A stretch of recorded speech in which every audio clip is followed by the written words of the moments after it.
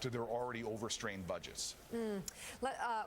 Senator, we have a lot we still want to talk to you about, but we want to stay on this topic and just bring in the co-anchor of CNBC's Squawk Box, New York Times columnist, Andrew Ross Sorkin. Andrew, we've been talking a lot about the fallout that appears to be happening in real time.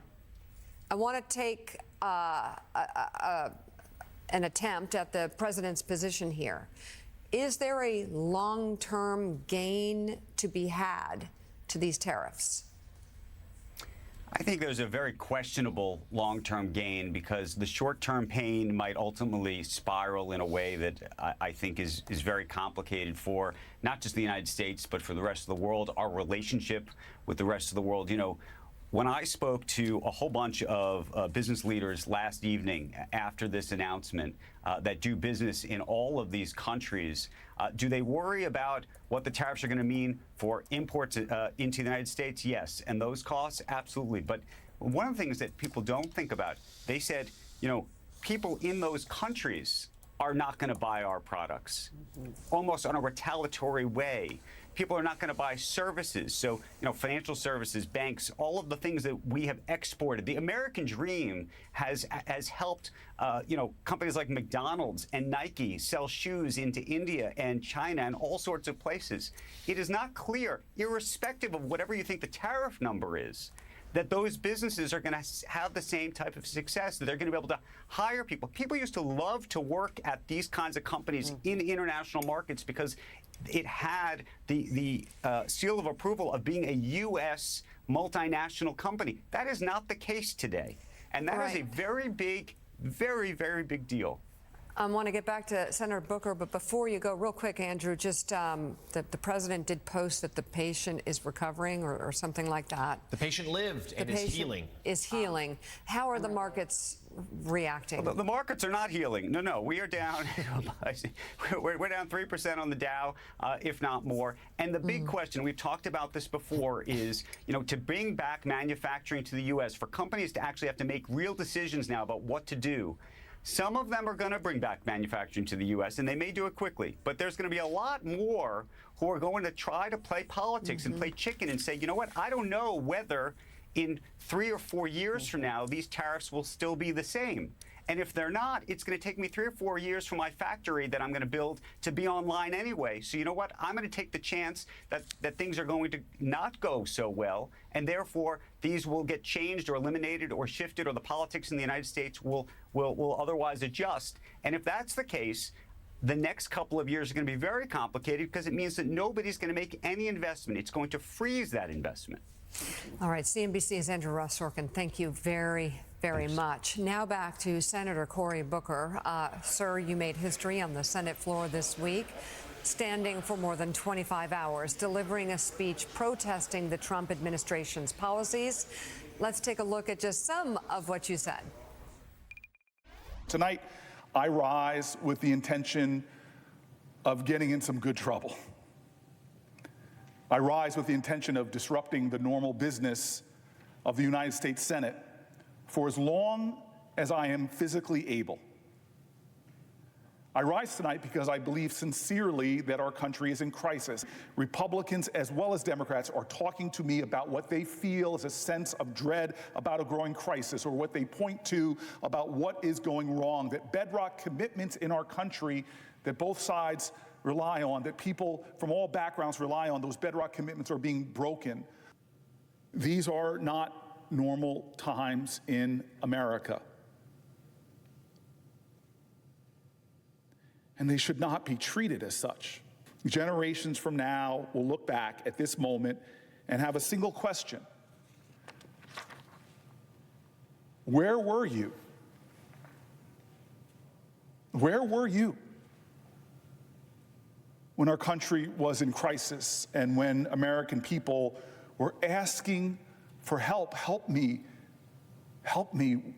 Did we speak up? This is a moral moment. It's not left or right, it's right or wrong.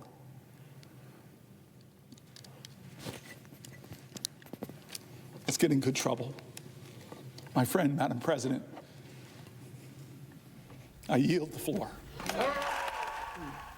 All right, Senator Booker, you're getting a lot of coverage and support for what you did. Tell us why you did it, and will we see this again? Well, you've been talking about it this morning. Why? I mean, when you have business leaders from across the political spectrum talking about the consequences of what this president is going to do, when he's brought so much chaos and uncertainty, as Andrew was saying, businesses need certainty. This is not going to result in what he's saying. This is going to result in more hurt and more pain. He's attacking our health care. He's attacking our retirement security. He's attacking education. He's attacking our very values by trampling on our Constitution. And then when judges, Republican-appointed judges, are threatened by him for impeachment, or even the Chief Justice of the Supreme Court has to call him out, are we just sitting by and being witnesses to these kind of insults, outrages, and this kind of peril? It's a time that all of us do things that are different. And I have to be honest with you, the Democratic Party, we have to do more. And so I think we decided this strategy, my team and I have to give a lot of credit to my staff. We just said, let's start trying to find better tactics, because our constituents are writing us painful letters about their hurt and their fear and their anger, demanding that we do more. We have to answer that demand. And so, we decided to try to disrupt the Senate and bring hopefully a focal point on the voices of my constituents and around the country, people and Republicans and Democrats who are just saying enough is enough. We've got to stop this. Senator, it's Lauren Leader. I wanted to ask you actually about the Senate. My understanding is yesterday, Senator Paul and Kaine united to try to pass a resolution or some sort of stopgap to prevent some of the worst of the tariffs, specifically on Canada. What do you see as the opportunities ahead for the Senate to potentially blunt some of the worst of the potential impact of the tariffs? What power does the Senate have now, you believe, to block what could be a terrible impact on America? Yeah, it was a marvelous sort of glimmer of hope. Yeah. It really was. It was a crack. The first real crack we're seeing, and God bless Tim Kaine, and frankly, thank you, Rand Paul, for testing it and getting 4 Republicans to join with Democrats and say, Canada has stood with us in every war since the War of 1812. They bled by us. They are one of our top trading partners. Our economies are intricately interwoven. Many products Americans have crossed that border multiple times to help us to both have a stronger economy. So those two joined together. This is the numbers. We did it with John McCain and Murkowski and Collins in the first Trump administration to push back on their attempt to tear down the ACA from 20 million people. We showed that we can appeal to the conscience of our country and to the Republicans here to say enough is enough. And the numbers here are clear. We need 3 in the House to stand against this president and his hurtful and harmful policies, or 4 in the Senate. And I believe if more Republican voices and independent voices and Democratic voices start coming off the sidelines and saying, it's time for me to stand for my country, it's time for me to stand for veterans, stand for health care, stand for expectant mothers, stand for our children. If more of us start doing that, I'm sure that what we saw with the great move by Tim Kaine and Rand Paul will become more usual, and ultimately we'll be able to score more victories in stopping this president from hurting American people. And Senator, lastly, returning to your speech in the Senate floor, it was really striking how much it meant to people. We heard from a lot of people, viewers of this show, others who sometimes ignore politics, but were captivated by what you did, in part because it did defeat the record from Senator Strom Thurmond, who had argued against the Civil Rights Act at the time. Tell us about what you've heard from your constituents, from other lawmakers, from average Americans, about what you did meant to them. A lot of the voices that we read, the stories we read, we've been hearing from people that what they liked about it was that we elevated voices that are often not heard on the Senate floor. And that is so important. I also have a lot of friends, you know how your friends never let your head get too big, remind me that there are Americans right now as I speak to you, who as the sun's coming up, they're working their 2nd or 3rd shift in a row just to try to afford. They've been on their feet. There's an IHOP on Bergen Street in Newark. I had a friend, she's now passed away, we called her Mama Tasha, because she was one of the best servers you can ever imagine, and often a counselor to her customers. She would do double shifts and triple shifts on her feet. I was asked to work with farm workers once. One day, the the farm workers asked senators, 100 of us, me and Padilla, actually went out and did it. That was the most back-breaking work. I was sore for over a week. There are people in America that are doing jobs. There's cops on the beat that have been held over because of the challenges in their community. So, heck, I stood for 25 hours. I stood for those people who are getting screwed over right now. And I think that a lot of folks were grateful that I did and elevated the voices and tried to shine some light on the people, that this man is really hurting right now, people who are really struggling right now, and are looking for more of us, and I've got to do more to fight for them because we are in really rough waters right now. And what the president did yesterday is going to hurt a lot of people who are barely holding on.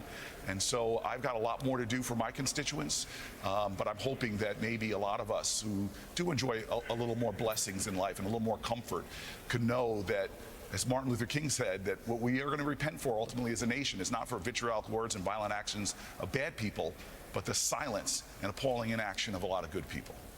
Democratic Senator Cory Booker of New Jersey, thank you very much for being on. I love Tesla. You gotta come down to White House Tesla Auto Mall. This is really amazing. A terrible day to be a Nazi fascist billionaire in the United States of America, because the people have shown that they don't give a shit about your money when you're a Nazi. But let's go take a little trip down memory lane. Here was Elon Musk on election day to Fox News talking about just how important the Supreme Court race was. Well, the reason tonight's elections are so important is that the judge race will decide whether the Wisconsin districts get redrawn. They're going to try to gerrymander Wisconsin to remove 2 Republican seats. And as you know, the House is currently Republican by a razor-thin margin, which means that losing this judge race has a good chance of causing Republicans to lose control of the House. If you lose control of the House, there will be nonstop impeachment hearings. There will be nonstop hearings and subpoenas. And they're going to do everything possible to stop the agenda that the American people voted for when they voted for President Trump with a popular vote and the House and the Senate in November. They're going to do everything possible to stop the president's agenda. Good. I hope there are nonstop impeachment proceedings for these absolute con men criminals. You know what wouldn't cause nonstop impeachment and subpoenas? Following the law. It wasn't even close. They got wiped out in Wisconsin. And that was NBC's Gabe Gutierrez with that report. And just moments ago, Vice President JD Vance said in an interview on Fox News that Elon Musk will remain as an outside advisor to President Trump even after his role with Doge comes to an end. Mika, as I reported, right now, certainly Trump, though he is soured on some of the controversies that Musk has created, still values him and certainly values his checkbook as the Republicans head into the midterms. It's a big one. So there's a reason we're squished together here. There's a lot of us here. Joining us now, we have MSNBC host Ayman Mohyeldin, opinion columnist for The Washington Post, Catherine Rampell, newly announced MSNBC correspondent Antonia Hilton, and MSNBC contributor Elise Jordan. And this spring, they all will be the co-hosts of The Weekend Primetime, which will air Saturdays and Sundays from 6 to 9 p.m. Eastern. Do you guys know that's a long time? A lot of time. Oh, at least it's not 4 hours. Yeah, and it doesn't start in the morning. You'll have to give us some endurance exercises or something. Exactly. Yeah, want to hear all about the show, but I also want to talk about the news of the day. We have Catherine here, well, all of you, really. The tariffs, go. I have so many thoughts. Yeah. I think my top line thought is that Donald Trump acts as if no one has been smart enough or brave enough to do something like this before, you know, to tariff every country around the world, jack up the price of goods from everywhere in the world, including our closest allies. And he's just the first person who thought of it. And therefore, it's never been tried before. It's going to be great. In fact, we have done this before. Yeah. We did this in 1930, for example. Smoot-Hawley. It was a law that is largely attributed for worsening what had been a recession into the prolonged Great Depression. We jacked up tariffs, and so did all of our trading partners, and everybody got poorer, and that's potentially what I expect to happen now. The real question is, will the stock market reaction amongst other reactions, other senses of panic out there, chasten this administration and motivate Trump to find an off-ramp? I don't know. And we have hit 9:30, markets already falling. And Eamon, we heard from the Treasury Secretary in a couple of sort of halting interviews last night, suggesting that other countries should just sit back, don't retaliate. Doesn't seem like that's going to happen. I think that would be naive to think any country is going to watch their goods and their products get hurt and say, hey, we're not going to do the same. They're going to do the same exact thing that America wants to do, or Trump is claiming to do, that they want to protect their workers, their markets, their goods, their consumers. Why wouldn't they do that? They were very clear about it. Canada was clear about it. The Europeans have been very clear about it. But what's interesting are the countries that are not necessarily getting hit with the tariffs, including Russia, not getting hit with any tariffs. And it makes you wonder, again, the geopolitics of this. Why are you going after some of our closest allies and the countries that we believe to be our adversaries, ones that you've signaled are our adversaries, are the ones that are being treated with kid gloves and kind of given a special pass? So it's no surprise that other countries are going to be doing the same to protect their workers, their markets, and their economies. So, Liz, the Republican reaction, there have been a few who have actually been quite vocal because they see a direct impact on their constituents, but not much more than that. Well, you know, if you're actually a free trader, if you believe in free markets, you do care. And this is actually one of those issues that behind the scenes Republicans are really upset about. They care about this.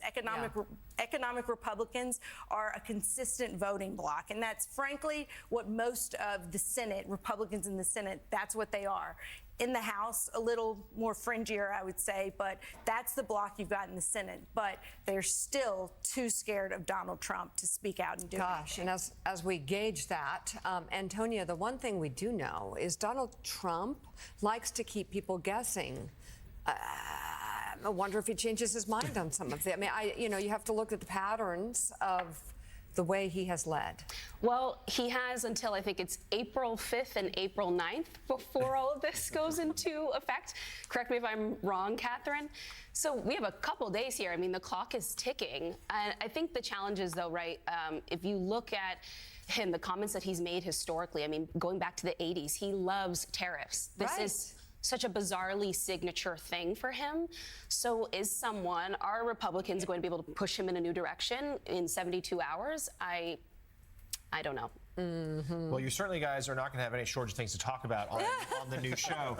So, Eamon, start us off. Give us a sense as to what we should expect What's for your the best weekend pitch? prime time. The show is ...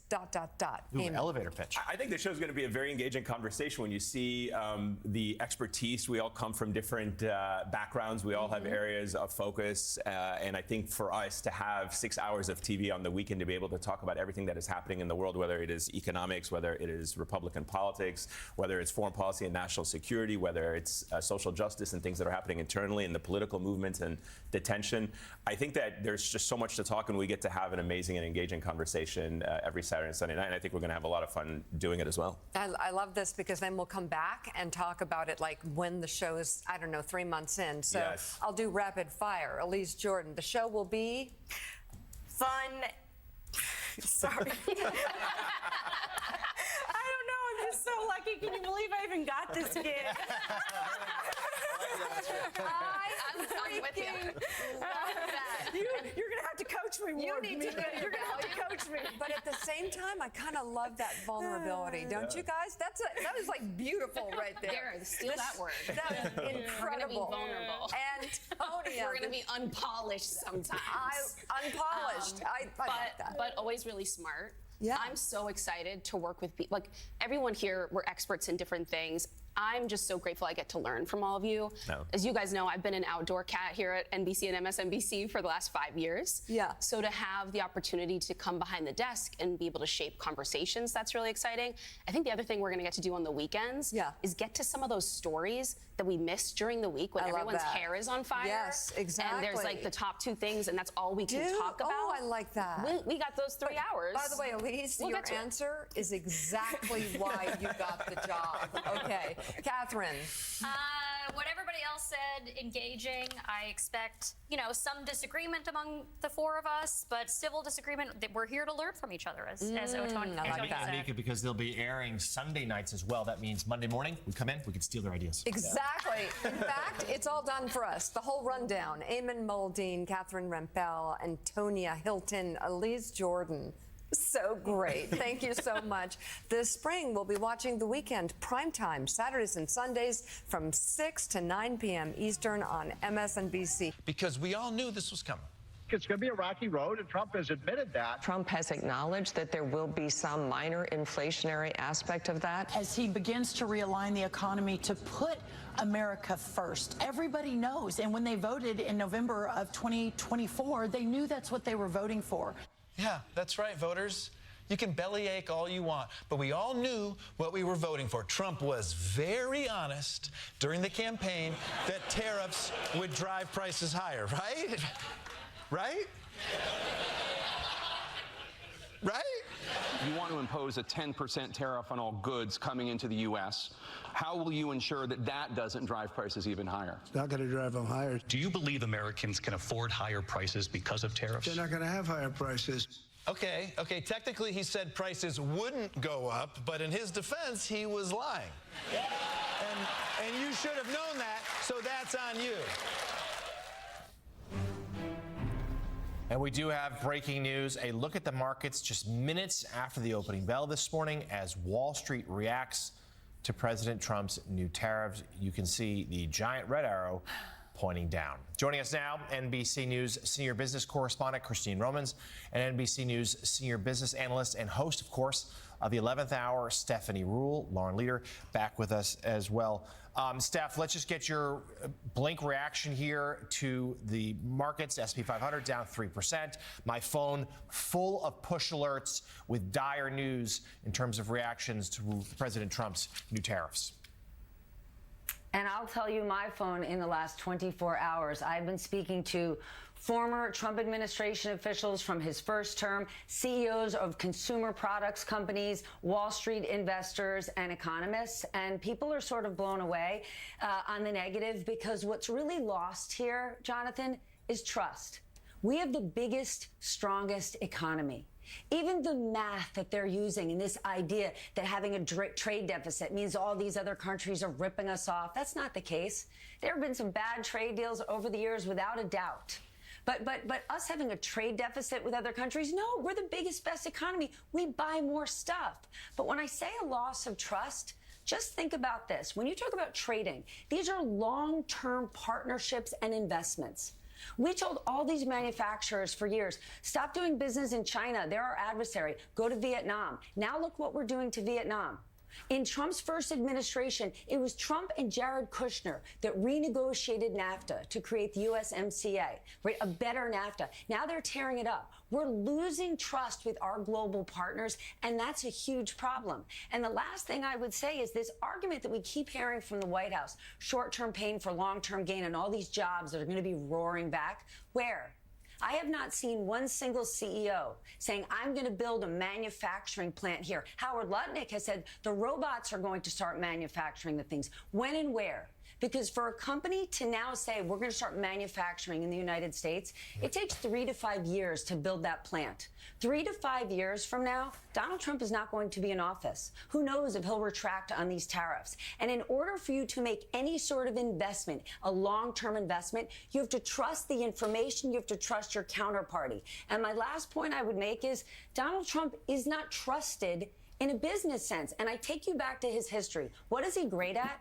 He's great at branding. He's great at marketing. He's a phenomenal politician. What he's not great at is business. As a business person, we all know this. He went bankrupt 6 times. The one business he tried to operate was a casino that he drove into the ground.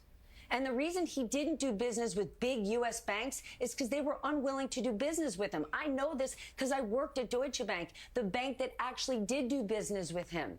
And what he's known for is not standing up to contracts, not standing up to deals that he agrees to.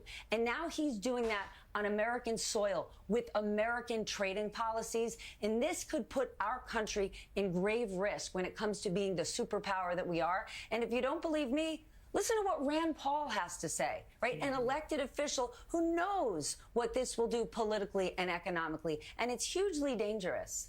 So, Christine, in Trump's first term, the stock market acted as something of a tripwire. Yeah. That when it would fall below a certain level, he'd kind of back off things, change his rhetoric, whatever it might be, because he puts so much emphasis, some would say too much emphasis, on how the stock market's doing to sort of gauge the health of the economy.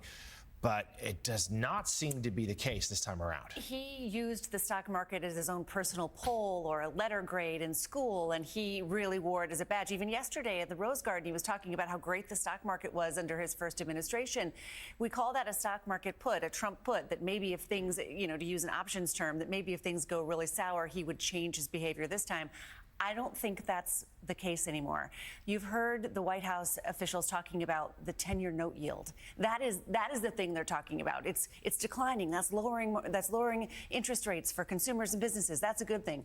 Well, it's declining because there's fear about his economic agenda and what it's going to do to the economy. So it's falling for a bad reason, not a good reason, but that's the number that they're starting to use now. So I don't think that they're looking at the stock market, at least so far, a 1,200 point, near the lows of the day, a 1,200 point decline, something that he would have said, if it were the Biden administration, he would have said this is impeachable, having a stock market fall like this. But they're not. This is not one of their metrics anymore. And to the haphazard nature of these tariffs, some of these are on a number of countries that include several uninhabited islands. Okay. The Heard Island and the McDonald Islands, which are located in the sub-Antarctic Indian Ocean, made Trump's list. While teeming with seals, penguins, and other birds, these islands have no permanent human population. A White House official tells Axios that the islands were included because they are Australian territory. Located 2,000 miles from the Australian mainland, it takes 2 weeks to sail to the island. So, Lauren, no exceptions at all, not even for penguins. We've really showed them. But this goes to, it's seemingly illustrative of, I was told up until yesterday morning, they were still negotiating and figuring out what kind of tariffs to place in what sort of country. The formula is all over the place. People have decoded how they've figured this out. But it is, one thing is clear, is that we're all, even the penguins, going to feel it. By the way, Ian Bremmer with the tweet of the morning with a picture of a mass gathering of penguins and saying that it is 10% of the island protesting the Trump tariffs. I mean, it's funny, and it's also incredibly not funny. And actually, Christine, it's hard to get a sense because we're talking about the markets, and they're really ultimately very few Americans. It's a small portion of Americans it's about that are 62% now. It's 62% now because of 401ks. Yep. So it's a larger percentage. But what about prices? When do we think we're going to start actually? Because there's presumably a lag between when tariffs, if they do in fact take effect, and when it really hits people's pocketbooks and they start to see it at the checkout. How long do you think that's going to be? A little more than half, 62% of Americans, if you believe that number, own stocks. Okay. Everybody has to buy stuff. Everybody has to buy stuff. People need to get a car to go to work. People need to buy groceries. I mean, it could be a matter of weeks. We've seen the auto sector starting to say, you're going to see a little a sticker on the window of the car in the dealership that says there's that import tax right on there, so you can tell if you're buying a car that's got the extra tax. But when I look at the stocks today of Nike and Best Buy and all of these big companies that have very integrated global supply chains, they're down hard, and they're big employers, including Walmart and others. That means they're going to have to grapple with significant higher costs in their pipelines, and that's going to be something that some, if not all, but at least some of it will be passed on to consumers, and probably relatively quickly. All right, NBC's Christine Romans, thank you so much. We know you have a busy day ahead. I love Tesla. You gotta come down to White House Tesla Auto Mall. This is really amazing. Global trade. Donald Trump's announced sweeping new taxes on imports from around the world. The president said that America had been ripped off by foreigners for decades. He signed the executive order in the White House Rose Garden and described it as Liberation Day. So let's look at some of the headline figures. There'll be a universal baseline tariff of 10% on all imports coming into the US. Now that's the rate that will be imposed on the UK. The European Union has been hit with a higher 20% tariff, and he imposed an additional 34% tariff on China. That's on top of the 20% tariffs already announced. Well, our North America correspondent David Willis begins our coverage. This is one of the most important days, in my opinion, in American history.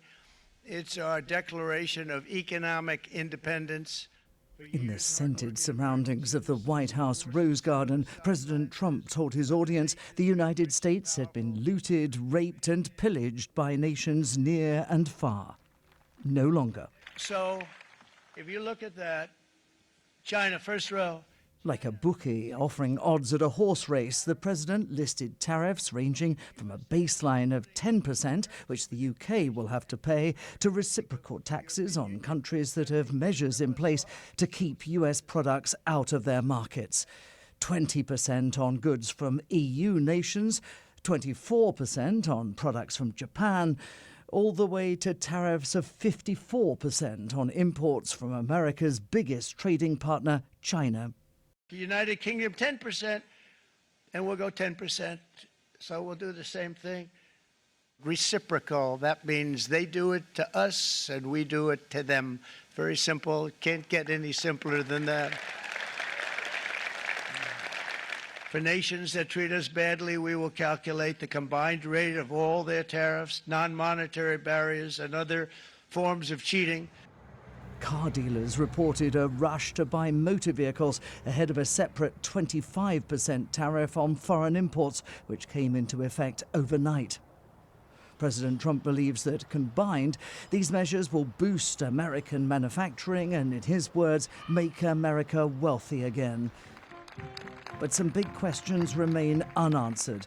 Will US importers absorb the cost of these tariffs or pass them on to their customers? And given the threat of retaliation from other nations, does this mark the start of a global trade war? David Willis, BBC News. Well, Sir Keir Starmer has been reacting to the tariffs imposed on the UK. We have to understand that just as with defence and security, so too for the economy and trade. We are living in a changing world, entering a new era. We must rise to this challenge, and that is why I've instructed my team to move further and faster on the changes I believe will make our economy stronger and more resilient. Because this government will do everything necessary to defend the UK's national interests. We'll be with our UK political correspondent shortly, but let's focus in on China, because China has promised resolute countermeasures against the moves against its country, saying that it is maintaining communication with the US over trade. So let's cross over to Beijing. Our China correspondent Stephen McDonald joins us live now. China being hit very much the hardest when it comes to all of these different levies. Yes, well, this latest round of tariffs from Donald Trump is a typical act of unilateral bullying, according to the Chinese government. Tough words from Beijing after this latest round of tariffs was placed on Chinese goods. Now, if you add them all up, we're up to now 54%, the tariffs on Chinese goods going into the US. Of course, that's going to hurt Chinese companies wanting to sell into the American market. But Beijing has promised its own resolute countermeasures. Now, we don't know what they are, but it doesn't sound like nothing. Of course, when these countermeasures come in, that's going to hit US companies wanting to sell into the huge Chinese market. And, you know, again, when you look at the language coming out of the government here, the Commerce Ministry put out a statement today attacking the very idea that this was somehow reciprocal. I'll just give you the quote. The so-called reciprocal tariffs are based on the US's unilateral and subjective assessments. So they're just making fun of the whole idea that this is a provocation which has been foisted upon the US government. And what's going to be interesting now, though, is to see the extent to which trade patterns might alter. Might that huge block of Europe and China band together other countries, cutting the US out of the loop that would further hurt the US economy. But all this is to be played out in the months ahead. Stephen, as always, many thanks. Stephen McDonald there joining us from Beijing. Thank you. So that was the reaction from China. We know also that the EU was hit hard with 20% levies. The European Commission President Ursula von der Leyen described the US tariffs as a major blow to the world economy. She said the EU had always been ready to negotiate with the US to remove barriers to transatlantic trade. President Trump's announcement of universal tariffs on the whole world, including the European Union, is a major blow to the world economy. I deeply regret this choice. Let's be clear-eyed about the immense consequences. The global economy will massively suffer. Uncertainty will spiral and trigger the rise of further protectionism. The consequences will be dire for millions of people around the globe, also for the most vulnerable countries, which are now subject to some of the highest US tariffs. So a stark warning there. Let's cross over to Berlin because our correspondent Rupert Wingfield-Hayes joins us now. And it feels like Ursula von der Leyen has always been talking about retaliation on the part of the EU, but now there is a willingness to negotiate. A bit of a change of tune there. Well, Europe is not in a strong position, Cassia, when you look at this situation that has emerged overnight. Europe has a huge trade surplus with the United States, around $250 billion a year. And European exporters, particularly here in Europe's biggest economy, Germany, are very, very dependent on the United States market. I mean, I saw one statistic this morning that 1 in every 4 cars produced by the Porsche company here in Germany is sold to the United States. And Germany's car industry is very, very important to the German economy. So what to do? I mean, a trade war would be bad for everybody. So it's understandable that Ursula von der Leyen's first response is to look for negotiations. And while she says there's a package of measures that have been put in place if negotiations fail, it's very, very clear from the very gloomy mood here in Europe that the initial hope is that there can be a negotiated way out of these tariffs. Rupert, as always, thank you. Rupert Wingfield-Hayes with the view from the EU. Now, we heard what Sir Keir Starmer was saying a little bit earlier on. Let's get a little bit more on that with our chief political correspondent, Henry Zeffman, who joins us live outside Downing Street. Henry, so just bring us up to date, because there is scope. The UK is still in negotiations. There is hope of a potential negotiation, some sort of deal. That's right, and that's why the Prime Minister has been urging calm this morning. He had a dozen or so leaders of some of the biggest businesses in this country into Downing Street first thing this morning to really try to reassure them that he is doing all he can to mitigate the impact of these tariffs. So domestically, he talked about making the UK economy more resilient, but I think it's the international sphere that's most important. He is still talking about trying to secure that deal with the US, an economic agreement which would span all sorts of things, including technology and agriculture and goods, but would mean the reduction, perhaps even the dismantling altogether of these tariffs. What people I speak to in government, though, have no handle on whatsoever is whether President Trump himself agrees with and is willing to sign, and over what time frame he might be willing to sign, that deal which his own team have been negotiating with the UK. If he does sign that deal, great, although clearly still the UK would be affected by the ruptures in the global economy. But if he doesn't sign that deal, then I think you will see more pressure building here in the UK for Sir Keir Starmer to retaliate. Trump started his new term with a barrage of executive orders, a record 92 in his first 2 months alone. And a majority mirror ideas in Project 2025. That's the 922-page radical conservative blueprint that Trump repeatedly distanced himself from on the campaign trail. I have nothing to do with Project 2025. I've never read it, and I never will. I've said 100 times, I know nothing about it. But now, a number of the policies that he's pushing out at breakneck speed are almost identical to what Project 2025 wanted to impose. Here are some of the notable ways Trump's first few months are aligning with Project 2025 and what that can tell us about his second term. One of the biggest themes in the Project 2025 document was dismantling the federal bureaucracy, essentially attacking the administrative state. In fact, it's one of the big promises made throughout the playbook, The next conservative administration should be prepared to dismantle the administrative state.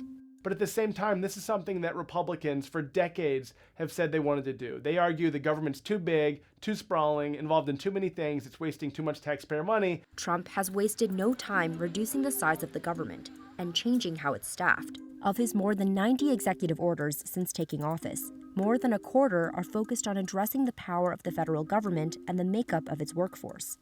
And most of those have similarities to ideas in Project 2025, which was created by the conservative think tank Heritage Foundation. Even though Trump tried to distance himself from Project 2025 during the campaign, he spent a lot of time talking about the quote-unquote deep state and railing against government bureaucracy. In his Agenda 47, which outlined his campaign platform, Trump promised to stop woke and weaponized government and to dismantle the deep state and reclaim our democracy from Washington corruption once and for all. But Project 2025's roadmap also included specific actions to help the president remake the federal bureaucracy. It recommended reinstating the Schedule F classification, making it easier to fire policy-making employees, which Trump did on his first day back in the Oval Office. And Project 2025 advocated for ending the independent status of certain agencies like the FTC or SEC. In February, Trump signed an executive order that asserted authority over those agencies. One of Trump's Day One executive orders renamed the United States Digital Service to the Department of Government Efficiency, led by Elon Musk. Project 2025 did not call for the creation of a specific Department of Government Efficiency, but there's a lot of overlap in what DOGE does and what Project 2025 wanted to do. In other executive orders, Trump empowered DOGE to help reduce the size of the federal workforce by approving hiring, consulting on new agency regulations, and scrutinizing agency payments. That echoes Project 2025, which called for eliminating functions and programs that are duplicated, handcuffing the bureaucracy, and restoring fiscal limits. In some cases, DOGE has gone much further than what Project 2025 actually envisioned. For example, the entire dismantlement of USAID. At times, Trump has also gone further than the playbook on immigration, though many of his ideas have aligned. We're going to have the largest deportation operation in the history of our country. There were numerous proposals in Project 2025 that President Trump could have pulled from if he wanted to, that would help him with the big deportation effort and other immigration restrictions. But really, anyone who's heard President Trump speak knows that immigration is a huge priority for him. Trump has signed 8 executive orders related to immigration, and many of them echo recommendations in Project 2025, like sending troops to the southern border and declaring a national emergency, and putting sanctions on countries that refuse to take back deportees. However, he's gone much further in some areas. For example, one of the first things he did was sign an executive order that would ban birthright citizenship.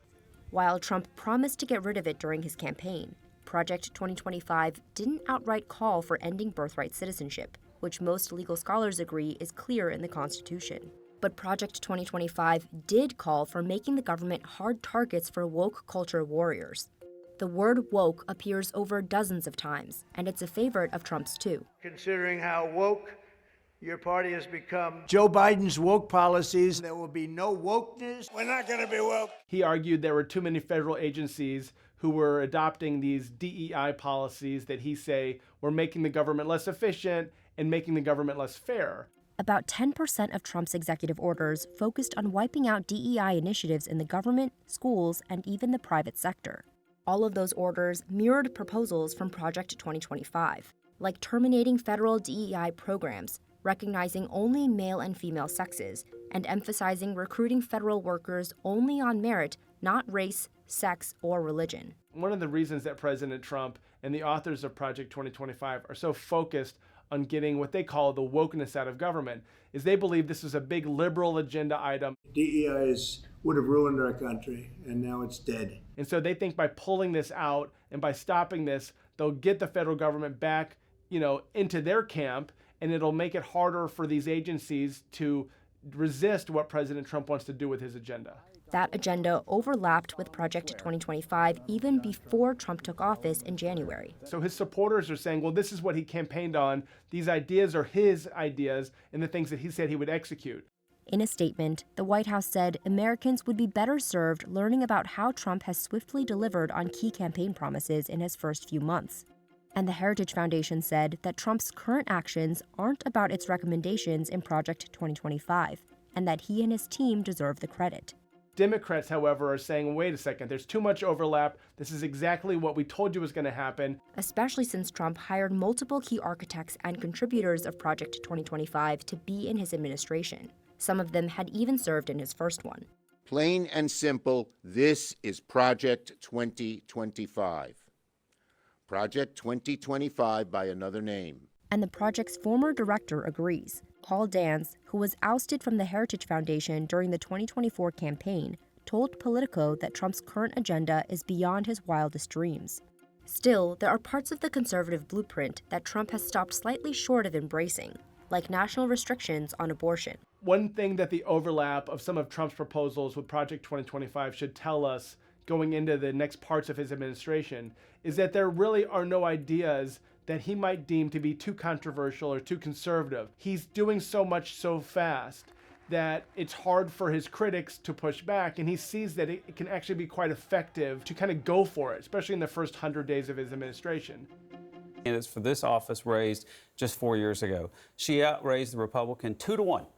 Republicans are not going to prevail in the midterms if we can't find ways to get money directly to candidates, not talking just big dollar super PACs, but big money to candidates. That's the worry I have as a Republican. Yeah, I mean, it's such an... I was thinking a lot about the money, honestly, tonight, because I think a lot of people think, okay, the more money you have, you're going to have an advantage. And I don't know that that's really what we learned tonight. But to your point, I mean, Trump was able to benefit from Elon Musk and Republicans, $290 million, right, in the last election, all outside money for the most part. But there's something different when the candidate can actually utilize that money themselves and utilize it correctly. And I just think that we might be past the point where just sheer dollars are going to be determinative in these races. It's gotten kind of crazy. No, first of all, I'm actually just kind of over here basking in glee with both of my Republican colleagues, one saying that these elections didn't change anything or matter, and you saying that the candidate's money was the biggest issue. I think both of those missed the mark hugely. These races mattered today because they set a tone. And yes, it was an outright rejection of Elon Musk trying to buy another race. And so money does matter. And we're seeing Elon Musk in Wisconsin giving away $1 million checks. People are simply saying that you cannot buy elections anymore in the United States of America. And to say that these races didn't matter because they didn't change anything, I think you saw a repudiation of the fact that Donald Trump got elected to seal the southern border and to reduce the price of eggs. Donald Trump has come to Washington, D.C. and flipped things upside down in a way that people do not want. And so today you had, I forget the department because they shut a new department down every day, but you had employees, I think it was HHS today, I can't recall, who it was at HHS? At the health department, Yeah, at the health CDC, department standing in line today, and they didn't know who was going to be hired and who wasn't. And so you can sit here and say that, oh, we're not going to cut Medicaid, we're not going to do this, but the people who are in charge of running those programs don't have jobs today. And so it's hard to effectuate and put those policies in place if Elon Musk is here running roughshod on the government. Now, Bakari, let's be clear. The Department of Health and Human Services has 20 different communications officers. They have 17 different chief information officers. You surely have to admit that there's plenty of room to cut overhead waste, fraud, and abuse. You know, but the crazy part about it is I would prefer those two go in a room and do it and vote on it and do it transparently than Elon Musk sending about 13, 12-year-olds in there to do it. We did that in Bill Clinton's Bill term. Clinton did it. Yeah, He put a group together. 55 Democrats voted for it at that time. You couldn't find 5 who'd vote for it today because your party got so far left. Brad, I don't know if that's true, Brad, because it's not even come up. I mean, there is a Doge caucus in Congress that has Democrats on it, and they were willing to come to the table, but it was never brought to Congress. A few things that need to be made clear here. I want to also respond, but go ahead. A few things need to be made clear. This was not the firing of comms directors, Brad. They closed the office that oversees IVF, in vitro fertilization research. They closed the office today in the CDC that focuses on HIV. They closed vaccine offices. They have cut hundreds of billions of dollars in genetic research and biomedical research. As fellow cancer survivors, I hope you care about that. But it is absolutely critical that we make sure people understand that they are making deep cuts in substantive programs that make a difference in people's lives.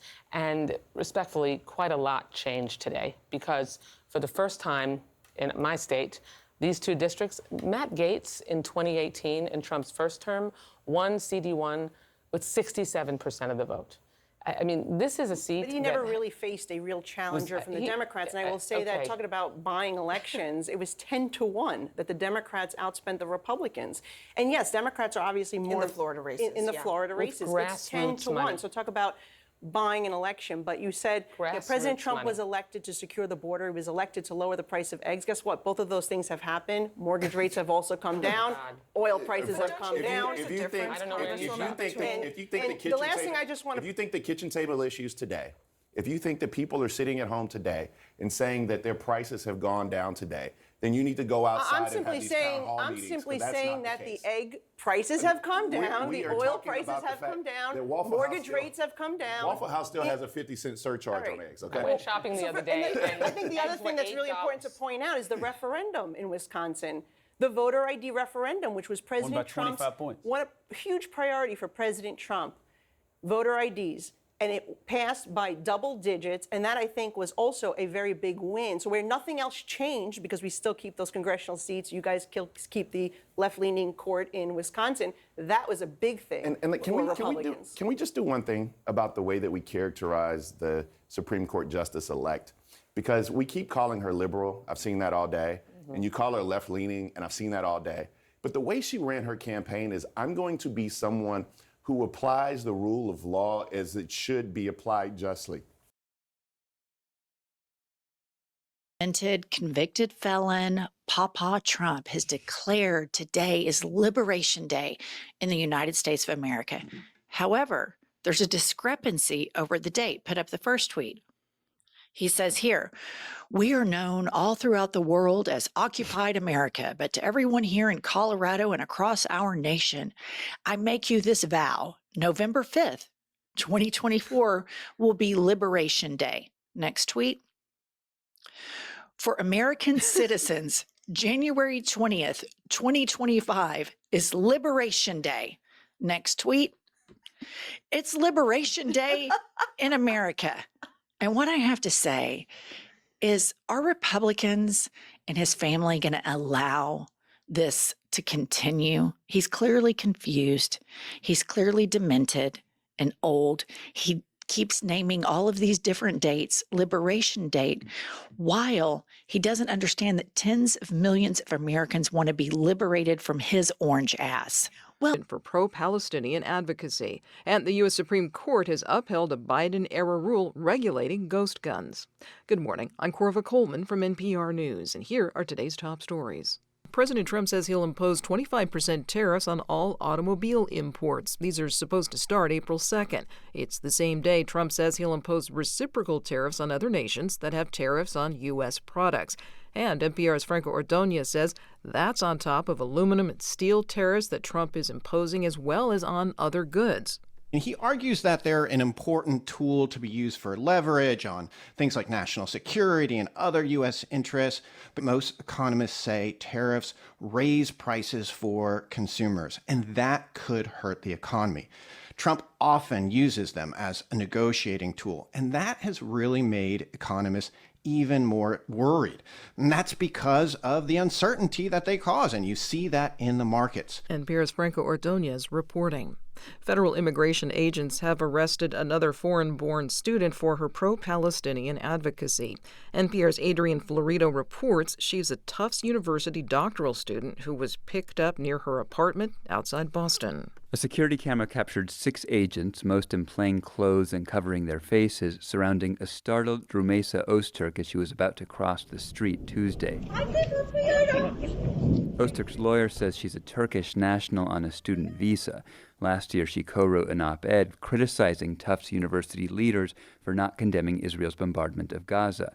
In a statement, a Department of Homeland Security spokeswoman accused her, without evidence, of engaging in activities in support of Hamas terrorists, the same claim the government has made about other non-citizens it's arrested for deportation in recent weeks. Shortly after Öztürk's arrest Tuesday, a federal judge ordered the government to keep her in Massachusetts, but a day later, records showed her as being held at a detention center in Louisiana. Adrian Florido, NPR News. The U.S. Supreme Court has upheld a Biden-era rule that requires serial numbers and background checks for firearms made from kits. But as NPR's Martin Acosti reports, gun kit designers are not giving up. The High Court found that kits that supply almost everything to quickly and easily make guns are in fact guns and subject to federal firearms regulations. Gun kit pioneer Cody Wilson says his company is already adapting, making kits that he hopes the courts will not see as guns under this ruling. I see a new set of products that take a little longer to make. You don't send every single part in the same box, and you use uncommon tools. Gun control groups welcomed the Supreme Court's decision, saying the Biden regulation had decreased the number of crimes involving untraceable ghost guns made from mass-produced kits. Martin Costi. Ceasefire meant that aid agencies could increase their work. Its breakdown and a newly expanded Israeli offensive has meant that they themselves have come under increasing attack, according to analysis from Sky's Data and Forensics Unit. The aftermath of one incident. This is the mangled remains of an ambulance, part of a convoy of Palestinian Red Crescent and UN vehicles. 15 people died here on the 23rd of March. Satellite imagery shows that military vehicles had been in the area between the 18th and 26th of March. Tire tracks and groundworks likely caused by vehicles are visible where the alleged incident took place. When other aid workers eventually reached the site days later, they were able to dig out the ambulances, along with the bodies. The Israel Defense Forces, IDF, said it had not randomly attacked an ambulance. A spokesperson said troops opened fire on suspected vehicles and killed Hamas operatives, although he did not provide evidence. One weapons expert told us that the vehicles seen in the UN footage did not appear to show signs of blast or shooting damage, and had certainly been crushed. One of the things that we haven't been able to do to the same extent as in the past is actually work with the Israeli authorities to do what we call deconfliction, which is to try to make sure that humanitarian convoys are clearly notified and avoided. Now, that wasn't always happening in the past, but it certainly isn't happening now. This is where the convoy was hit. It happened before this evacuation zone was announced by the IDF. There are other incidents too. This was a strike against a building belonging to the International Red Cross, again outside the evacuation zone for that time. There were no injuries, and the IDF has said it incorrectly identified the building. And there are other attacks verified by Sky News. One on a UN compound, killing one and injuring others. A strike that killed a Médecins Sans Frontières worker, and another strike that killed a volunteer for World Central Kitchen. The IDF did not respond to our questions on those incidents. Take those, add in others we have verified, and the death toll for aid workers has been rapidly mounting. Our analysis of aid workers' security data shows that 32 aid workers have been killed or injured in the past 2 weeks, the highest figure for more than a year and since the early days of the war in Gaza. As Israel's campaign in the Strip expands, aid is even more vital and even more perilous. Tom Cheshire, Sky News. The story of a little agency, an independent nonprofit in Washington called the Institute of Peace. The so-called Doge outfit, run by President Trump's top campaign donor, literally forced their way into this agency in an operation that reportedly involved the FBI, the State Department's Diplomatic Security Service, and a private security firm. Bizarrely, the U.S. Attorney's Office in Washington, D.C. also threatened the leaders of this Institute of Peace, threatened them with criminal investigation and criminal prosecution. They ultimately called in Washington's Metropolitan Police Force, who then physically evicted the staff of the Institute and handed the headquarters over to Elon Musk's so-called Doge team. That is how they got inside. Well, now, new developments. Late Friday night, these people working for Trump's campaign donor, Elon Musk, they tried to fire basically all of the employees of this institute. 200 or 300 people all fired in the wee hours on Friday night. The Washington Post reports that the termination notices that went out late on Friday night were, quote, riddled with mistakes, including misspellings of employees' names, a misspelling of the institute's title, and a misspelling of the month of April. I mean, February maybe, but they can't spell April? And they're in charge of destroying the American government? Love Tesla. You gotta come down to White House Tesla Auto Mall. This is really amazing. I love Tesla. You gotta come down to White House Tesla Auto Mall. This is really amazing. I love Tesla. This is just a shady way to hit Americans in the pocketbook, to raise revenue, so that this phony baloney budget resolution we're about to have to deal with can open up revenues that they can then use as a justification for lowering taxes for the billionaires and the big corporations who already pay way too little in taxes. Some billionaires pay no income taxes at all.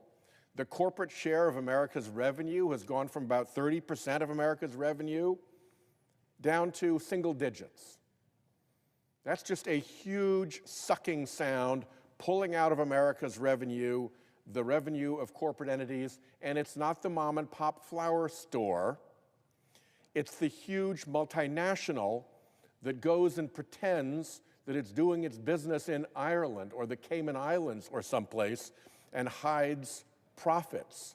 This is a tax racket against the American people that is now being propped up and made worse by a tariff racket against the American people. And the excuse is one of the dumbest ones ever, that the emergency is fentanyl. Well, Rhode Island was at the heart of the opioid epidemic. That's why I worked with Senator Portman to pass the CARA bill, the biggest addiction recovery response bill this body has ever passed. I take this issue deadly seriously. Not the president. Not the president. 0.2% of the fentanyl in America comes across the enormous Canadian border. If you did it like per mile of the American border, it would be unmeasurably small. And over this fake excuse that there's a huge fentanyl problem, 0.2%, they're going to dump enormous new expenses on American families. Musk gave these back-to-back gestures that people are saying mimicked a Nazi salute. You see it there. Elon Musk has not directly addressed this, but he has appeared to edit out that gesture from the video that he posted on X, the platform he, of course, owns. Help us understand what transpired. Thank you.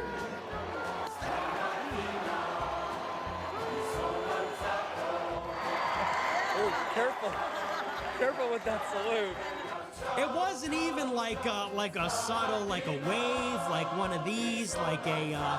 It's okay, it's good to be proud of German culture, German values, and not to lose that in some sort of multiculturalism that dilutes everything. That's what a Nazi would say. We don't want Italy as a culture to disappear. We don't want France as a culture to disappear.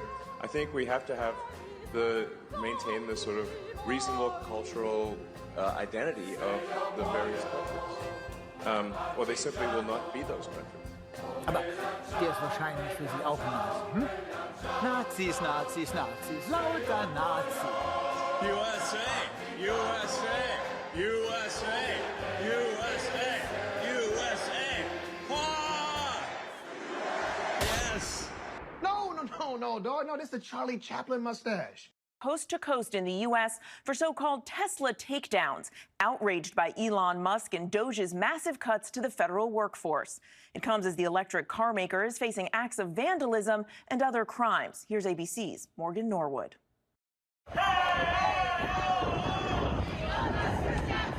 Tonight, from New York to Washington to Los Angeles to San Francisco and even abroad, Tesla Takedown, a global day of peaceful action demanding an end to Elon Musk's influence over Doge, the Department of Government Efficiency, and its sweeping federal cuts. We're going to put pressure on the administration, but also on Congress, to stand up to them. Organizers claim Musk's Tesla fortune helped him secure a role in the Trump administration, overseeing Doge and slashing government funding. We don't think that Elon Musk, the richest man in the world, should be in charge of doing things like that. Protesters are urging boycotts, calling on Tesla owners to sell their EVs and dump their stocks. While today's protests remain peaceful, recent weeks have been anything but. The FBI launching a task force in response to earlier attacks, including incendiary devices found at a Tesla dealership in Austin, Texas. And in New York, investigators looking for two people who they say carved the word Nazis and a swastika into a Cybertruck. Musk on Fox News warning the Trump administration is preparing to act. And we're going to go after them. And the president's made it clear we're going to go after them. And Musk says Tesla's vehicle cameras are now rolling, and President Trump is warning that vandals could face up to 20 years, possibly in an El Salvadorian prison. Mary? The president. 500 Tesla dealerships all over the world. Our Marissa Sulik joins us now with why protesters want to show up week after week. Marissa. Chris, yeah, one of those protests happened here at the Rush Street Tesla dealership. The other one happened in Northbrook. But these are taking place all across the U.S., Canada, even Europe. And people showed up to the dealerships with signs and chants. This is all part of what they're calling the Tesla takedown movement. Their main message they want to send is Elon Musk is dismantling the government. They say Musk has too much power in it. Protesters say they want the new Department of Government Efficiency, or DOGE, headed by Musk, closed. They're also calling for the boycott of Tesla manufacturing and say Musk is a fascist. He's got absolutely no empathy or compassion for people, the neediest people among us who need governmental assistance. Elon Musk needs to go back to South Africa. And we should all be selling Teslas, not buying them, selling the stock. Wonderful wife, and it was amazing that she, you know, put up with playing second fiddle to me all those years. She, you know, she showed later on that she was capable of much more. I think a father has. I'm very hands-on. I try to be there. You know, as Elon once said about his family, every day is Christmas in his family because we buy things for the kids all the time. In fact, he learned that from me because in our family and now as well with the kids, you know, every day is Christmas. It becomes a problem because we don't know what to buy them for Christmas because every day they've had Christmas all through the year, every time we get together. So kind of difficult to find something that's more expensive on a Christmas, you know. The third time I married Heda, who's the daughter of my two daughters, Alexandra and Rose. And yes, we married in 1992. And yeah, we were married for about 2.5 years or so and didn't work out. We divorced. We had Ali at that point, and she went off and she married another man, and she was married to him for 3 years. And then she left him, and then we met up again and we remarried. Who's the daughter of my two daughters, Alexandra and Rose. The time I married Heda, who's the daughter of my two daughters, Alexandra. I married Heda, who's the daughter of my two daughters, Alexandra and Rose. I married Heda, who's the daughter of my two daughters, Alexandra and Rose. And yes, we married in 1992. And yeah, we were married for about 2.5 years or so and didn't work out. We divorced. We had Ali at that point. And she went off and she married another man, and she was married to him for 3 years. And then she left him. And there's a 42-year age difference between the two. This is right. They say age is only a number. I don't know. They say I don't look 78. Anyway, I think I look 108. Well, and a lot of people, they have a problem with this because when she was 4 years old, you were her stepfather, and then you go on to have children with her. Well, yes, you know, I was her stepfather, but she had 3 stepfathers afterwards. You know, so I was a one-time stepfather. She had 3 stepfathers subsequently. So, you know, I'm not the current. But I mean, you know, all I say is show me the rules. I'd like to see the rules. Please show me the rules. I want to see the rules for love and war. Rules. I'd like to see the rules. Please show me the rules. I want to see the rules for love and war. Really amazing. I love Tesla. You gotta come down to White House Tesla Auto Mall. I'm Amy Goodman. Israeli Prime Minister Benjamin Netanyahu has announced plans to seize large sections of the Gaza Strip to create a new so-called security corridor that would cut off Rafah from the neighboring southern city of Khan Yunis. Israel already controls some 17% of Gaza's territory, according to an Israeli human rights group. Israel's re-invasion of Gaza came amidst a wave of deadly missile and artillery attacks that killed at least 56 people since dawn.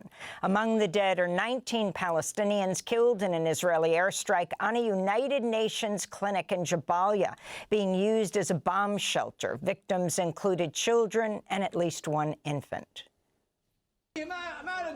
What are these crimes of the occupation? What are these crimes? Show it to the entire world. Show it to all of humanity in the world, in the east and west of the earth. This is a 1-week-old baby girl.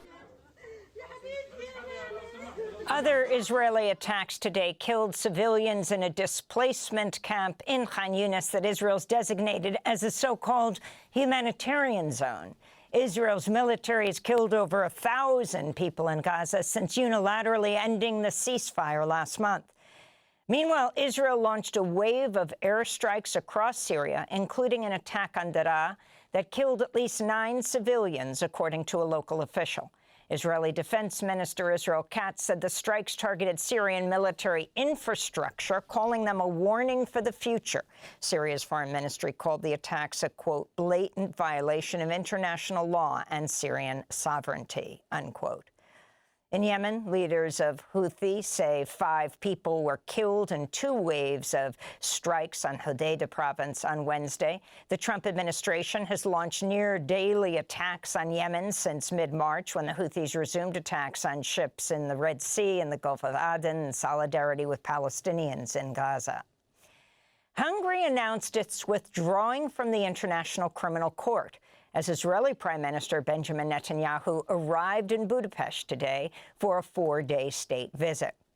The ICC issued an arrest warrant for Netanyahu in November over war crimes and crimes against humanity in Gaza.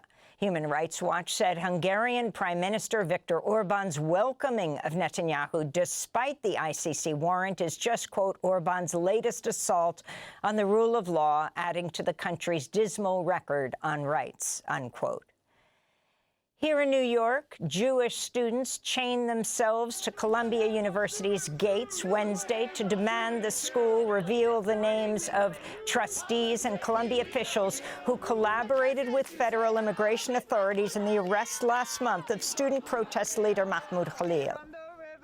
We as Jewish students demand transparency in that process. You know, as Jewish students and to the Jewish people at large, being political pawns in a game is not a new occurrence. And that's something that we very much so are here to say, hey, you cannot weaponize anti-Semitism to harm our friends and peers.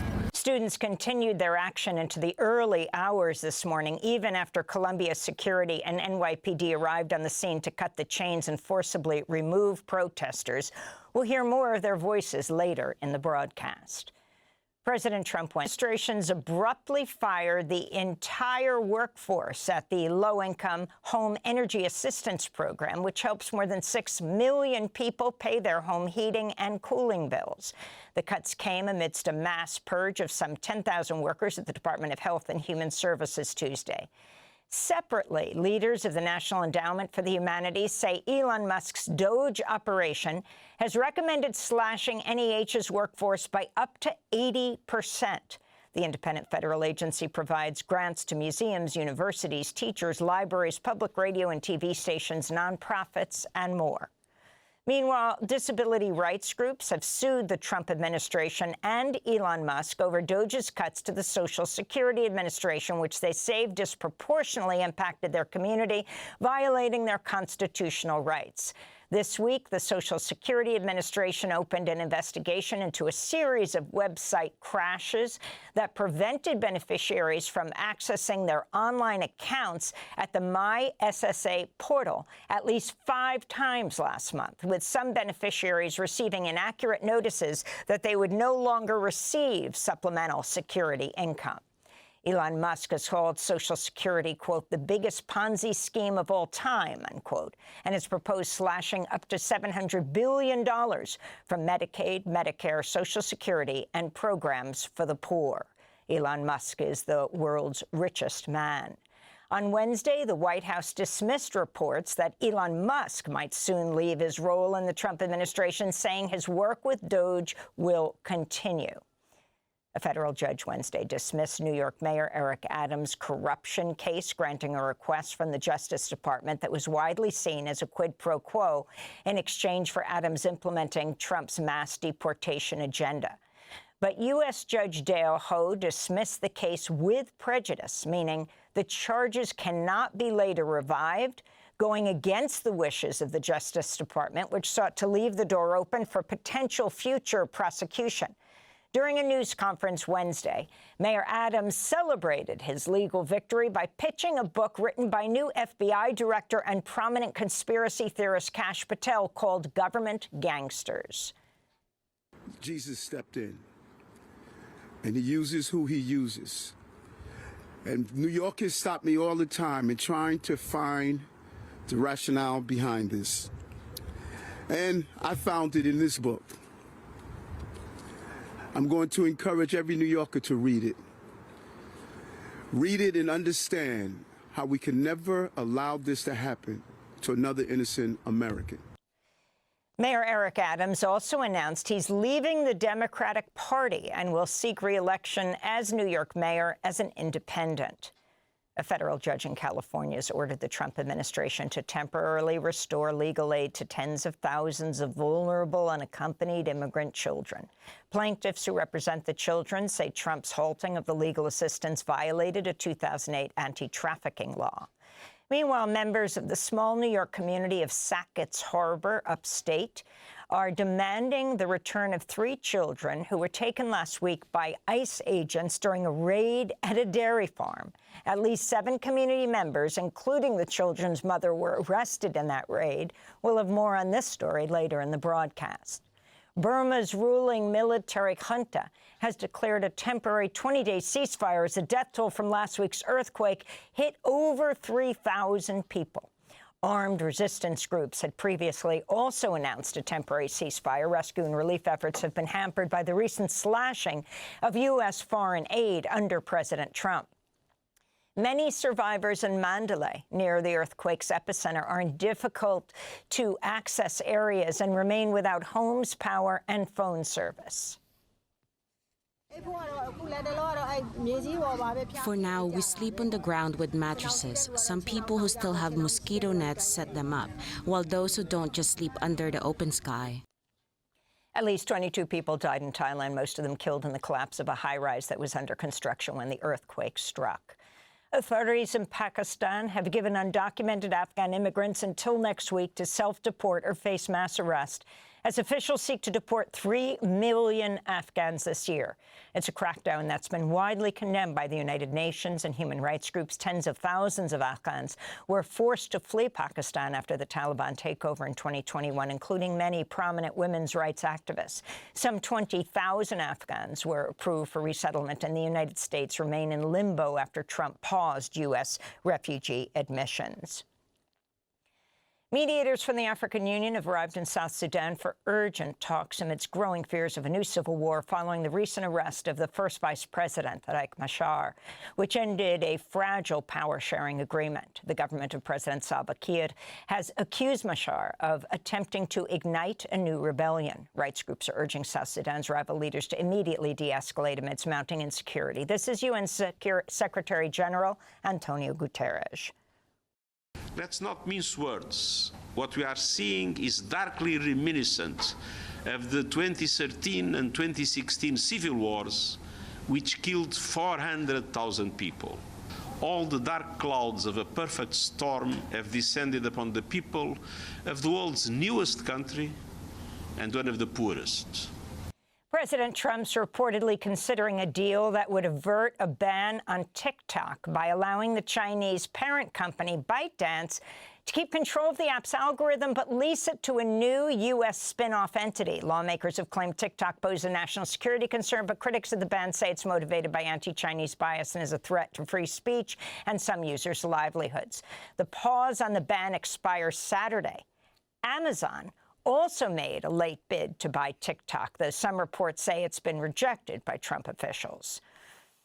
In Arizona, hundreds of community members gathered to mourn Emily Pike, a murdered 14-year-old Indigenous girl, as she was laid to rest over the weekend on the San Carlos Apache Reservation, where she was from. Emily Pike was reported missing in January after running away from her group home. Her remains were found a few weeks later on Valentine's Day. Emily Pike's loved ones are demanding answers and justice for the Indigenous teen. And Mario Joseph, a prominent Haitian human rights lawyer, has died in a car accident at the age of 62. Joseph was an attorney at the Institute for Justice and Democracy in Haiti, represented many political prisoners and other victims of human rights abuses. He led the prosecution in the trial of the 1994 Rabateau massacre, which saw military and paramilitary forces attack and kill at least 24 people who'd taken part in demonstrations supporting Jean-Bertrand Aristide, who'd been overthrown in a coup 3 years earlier. Democracy Now! The USA shall not take over Greenland. Greenland belongs to the Greenlanders, and the USA shall not take over Greenland. And that is, of course, also the message that we will be saying together as a group in the next few days. It is our unity. And regardless of what discussions we may have down the road about our Commonwealth and the Greenlandic-Danish relationship, it is clear that with the pressure from the Americans on Greenland in relation to sovereignty and in relation to borders and in relation to the future, we must stand together. I think we have. China escalated its military drills around Taiwan on Wednesday. It held long-range live-fire drills in the East China Sea. The exercises involved precision strikes on simulated targets of key ports and energy facilities, according to China's Eastern Theater Command. China gave a codename for the first time to its war games, which started Tuesday, Straight Thunder 2025A. State media CCTV said the exercises are a, quote, strong warning and a strong deterrent to the separatist forces of Taiwan independence. Chinese rhetoric has been building up against Taiwan President Lai Ching-te, who won the election last year and who rejects Beijing's sovereignty claims over Taiwan. The war games come after U.S. Defense Secretary Pete Hegseth's Asia visit, during which he repeatedly criticized Beijing. The United States, which remains Taiwan's most important international backer and main arms supplier despite the lack of formal diplomatic ties, condemned China's exercises on Tuesday. In a statement, the U.S. State Department said China's aggressive military activities and rhetoric toward Taiwan only serve to exacerbate tensions and put the region's security and the world's prosperity at risk. Japan and the European Union also expressed concern. While the Taiwan government has denounced China for holding the drills, for most Taiwanese it's just another normal day. Taiwan has been under threat of Chinese invasion since 1949. Though Chen Yifan, an assistant professor of diplomacy and international relations at Taiwan's Tamkang University, says Taiwanese should be more aware of the threats coming from the mainland. I think as a Taiwanese people, we have to worry about this because right now it's like, we are in the water pot and they are boiling the water gradually, step by step. But the problem right now is because the administration here in Taiwan, they are actually emphasizing they are trying their best to monitor all the situation. They do not really reveal all the reality to the public. So this is why also the public, we do not know why we should worry about the situation, because we don't have the sufficient information and transparency about the reality of the battleground. Announced a series of measures that are going to fundamentally change the international trading system. Now, in doing so, he has preserved a number of important elements of our relationship, the commercial relationship between Canada and the United States. But the fentanyl tariffs still remain in place, as do the tariffs for steel and aluminum. As of this evening, the tariffs on automobiles will enter into force, And the U.S. has signaled that there will be additional tariffs in so-called strategic sectors, pharmaceuticals, lumber, and semiconductors. So we're in a situation where there is going to be an impact on the U.S. economy, which will build with time. In our judgment, it will be negative on the U.S. economy. That will have an impact on us. But the series of measures will directly affect millions of Canadians. We are going to fight these tariffs with countermeasures. We are going to protect our workers, and we are going to build the strongest economy in the G7.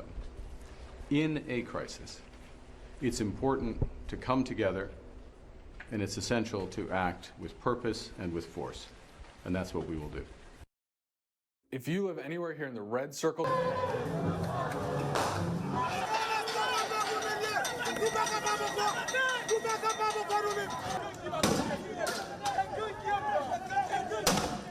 mais nous venons pour notre revendication qui s'allie. Nous besoin de liberté, nous besoin de sécurité, nous besoin d'activité pour nous marcher, monter des 100 000 à côté de nous, pour nous régler par le pays.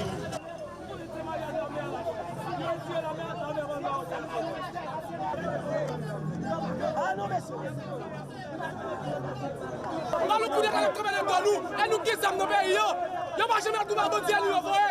Foutu au coup de la caméra de nous-mêmes. Foutu au coup de la caméra de nous. Foutu au coup de la caméra de nous. Le bloc de bas avec nous. Parce que c'est l'argent peuple qui a payé nous.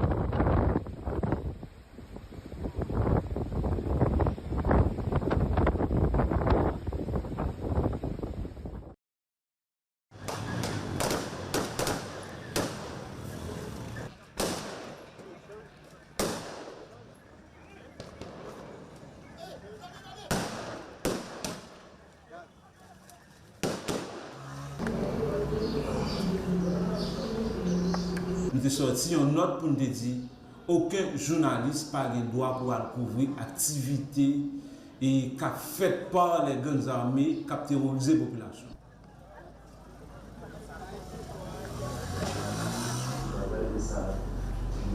La plus grosse difficulté, c'est qu'à circuler dans la capitale là, à faire un reportage de des quartiers qui est extrêmement compliqué pour nous aller là-dedans au moment.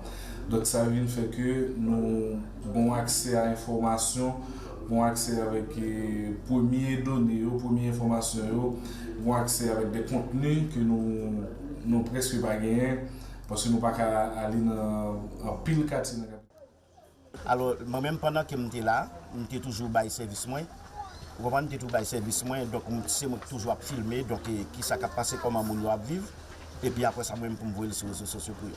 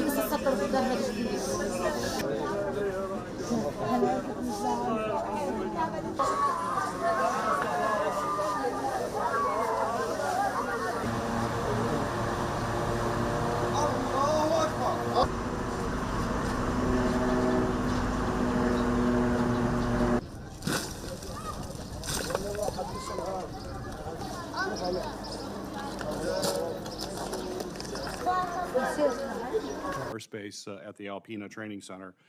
NADWIC provides realistic joint force training with our global allies and our partners. In fact, Liberia has been a part of this exercise for the past several years. My question for you is, what role do exercises like Northern Strike play in advancing AFRICOM's strategic goals on the continent? Senator, thanks for that question. You know, our joint exercise program is indicative of the influence that we have, positive influence in building institutional capacity with our African partners. And then the whole portfolio, and then the exercise that you mentioned as well, adds to their institutional capacity. That's why we're the preferred partner. As we go forward and they address their challenges in building security cooperation or the ability to address the multiple layered threats that these countries face, they choose the United States. I know that the Chinese Communist Party and even the Russian Federation are through their throes of efforts of trying to replicate it, but they always come back to the United States to be the preferred partner for building institutional capacity. So for the exercise there and what Liberia does, they chose right. Well, that's good. And I want to kind of pick up on that as in terms of the competition we have with both Russia and the CCP and their influence operations in Africa. As you know, China employs strategic narratives to justify and enhance their presence in sub-Saharan Africa. Through partnerships with African journalist training programs, the CCP integrates its perspective into local media. It directly engages in more than 60 African political parties. But their most influential impact, I think you would agree, has been the Belt and Road Initiative, which has significantly impacted Africa's economic landscape through substantial investments, particularly infrastructure investments. In 2023, African countries experienced a 47% increase in Chinese construction contracts and 114% surge in investments compared to the previous year, which totals about $21.7 billion, a substantial amount. So my question for you, sir, is can you expand upon the growing presence that China has in Africa, politically, economically, and militarily, and how that is a threat to our very important strategic interest on the continent? Yes, Senator, thanks for that question. China's trying to set the globe now. They want to be the global hegemon now. Chairman Xi has put out a 2049 plan, but they want to get there earlier. So therein lies the importance that we engage and show assurance actions, but we just can't just harbor the facts. We harbor the facts, but we don't own the narrative. That's being drowned out by the CCP and their campaign plans to be able to influence civil society, influence the militaries. They can't replicate what we do. Whether it be they're trying to copy what we're doing in our IMET or our international military education training, it doesn't compare. And we match our efforts, whether it's Title 22 funding or Title 10 funding, whether it be security, the State Partnership Program, or the SFABs, Security Force Assistance Brigades. They build institutional capacity like none other. Our African partners know that. So whatever is in the information space, we do need to meet it with a comparable narrative. Thanks, sir. 1951. If in 10 years, all American troops stationed in Europe for national defense purposes have not been returned to the United States, then this whole project will have failed. Dean Acheson, the Secretary of State, said the United States must lead, but it must not carry. President Kennedy said, we want to make sure that NATO is not a fair weather organization. The burden of freedom must be shared equally among its members. LBJ stated, LBJ had similar thoughts, and his administration demanded offset agreements from West Germany to cover the costs of U.S. troops there. President Nixon and Henry Kissinger. Nixon noted, the United States will participate in the defense and development of allies and friends, but America cannot and will not conceive all plans, design all programs, execute all decisions, and undertake all the defense of free nations of the world. Caspar Weinberger said, our European allies must recognize that security cannot be achieved by words alone. It must be backed by commitment and capability. Robert Gates, in his farewell speech to NATO, said there will be a dwindling appetite to expand increasingly precious funds on behalf of nations that are apparently unwilling to devote the necessary resources to be serious and capable partners in their own defense. Even Secretary Mattis said Americans cannot care more for your children's future security than you do. While some of my colleagues have been wringing their hands over the possibility that the United States might step away from its role as a supreme allied commander in Europe, I can tell you who isn't all that worried about it. It's the American people. Quite frankly, they probably thought that ended when Dwight D. Eisenhower was no longer the supreme allied commander. And speaking of General Eisenhower, I read that quote. If in 10 years all American troops in Europe for military purposes do not return to the United States, then this whole project will have failed. That's 70 years ago, over 70 years ago. Time and time again, the United States is expected to shoulder Europe's defense while rich European countries sit back, issue statements, and undeliver. Some of my colleagues point out that since the war in Ukraine began, Europe has collectively spent as much as on European defense as the United States. I love Tesla. You gotta come down to White House Tesla Auto Mall. This is really amazing. I love Tesla. You gotta come down. Horrible situation in Gaza today. As many of you know, the Netanyahu government of Israel has killed more than 50,000 people in Gaza in the last year and a half since the war began, and wounded over 112,000. 2 weeks ago, as you may know, the Netanyahu government broke the ceasefire, endangering the lives of the remaining hostages. And in those 2 weeks, just the last 2 weeks, they have killed 320 children and wounded more than 600 other kids. Further, as you know, the Netanyahu government has virtually destroyed the entire infrastructure of Gaza, decimated it. Over 90% of the housing has been damaged or destroyed. Hundreds of schools have been bombed. Every university has been bombed. The entire healthcare system has been virtually annihilated. Water systems and wastewater plants have been destroyed.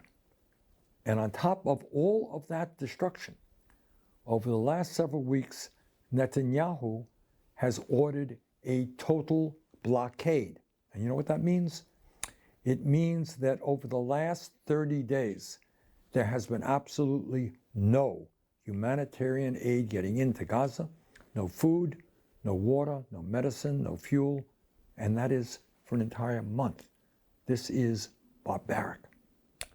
So let us be clear. The United States must end our complicity in these atrocities. We cannot be part of this any longer. And that is why tomorrow I will be forcing votes in the Senate on 2 joint resolutions of disapproval that I have introduced, which will block almost $9 billion in U.S. arms sales to Netanyahu. These resolutions would stop the sale of more than 40,000 bombs, including tens of thousands of massive 2,000-pound bombs that can level an entire city block. That's how powerful these bombs are. As many of you know, I strongly opposed President Biden's blank check military aid to Israel, and I am equally opposed to what President Trump is doing. And let me just mention something to you that's almost hard to believe, and that is, as bad and horrific as all of this killing and destruction has been, there is something that is happening or could happen that is even worse. In recent months, President Trump and Israeli officials have openly talked about forcibly expelling all of the 2.2 million people from Gaza to make way for what Trump calls a Riviera, some billionaire's playground. So think about that. Imagine that.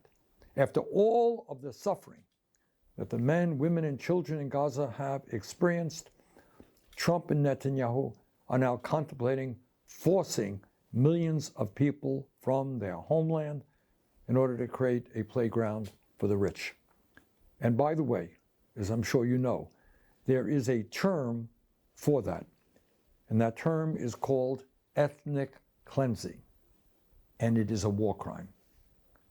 Let me conclude by mentioning something that I think most of you already know, and that is that we have a corrupt campaign finance system in which billionaires are able to spend unlimited amounts of money through their super PACs to buy and sell politicians and influence legislation.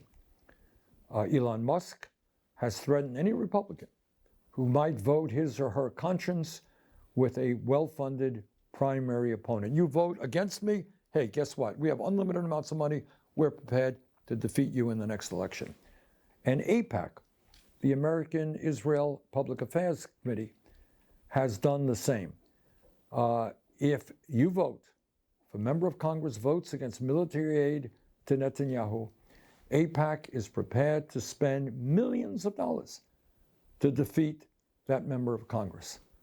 And by the way, this is not just idle chatter. That is what they did last year to two very capable members of Congress who had the courage to vote against military aid to Netanyahu. AIPAC spent a whole lot of money, and those candidates, those members of Congress, were defeated.